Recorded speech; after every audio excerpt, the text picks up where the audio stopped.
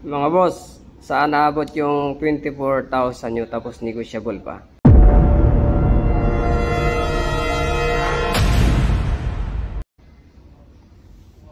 Ito mga boss, Anchor RCS5 na alo carbon frame set. Itong sets din niya, carbon to mga boss. So, carbon Lodi. Tapos, carbon din yung fork. Naka Shimano 105 group set mga boss.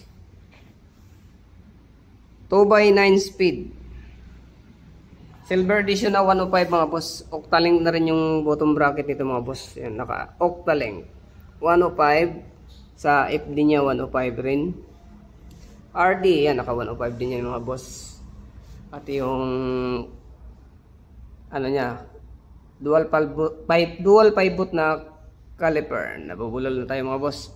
Makinis pa mga boss ha. Makinis pa, tingnan nyo. Napakakinis niya. Sariwang sariwa pa mga boss. External cabling pa siya mga boss. Naka-clutch pedal na rin yan oh. Sa saddle niya, naka-Seal Italia. Genuine heel. Ito lang yung maliit na issue. Yan.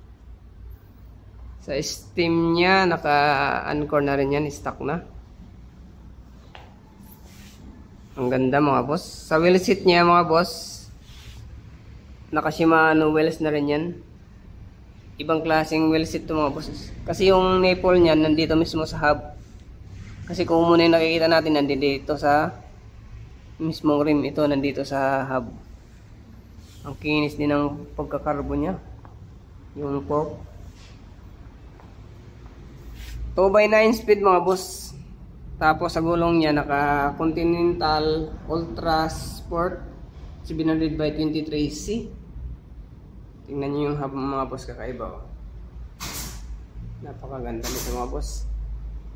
Sa presyo nito mga boss, tulad ng nabanggit ko, 24,000 negotiable mga boss sa 24,000.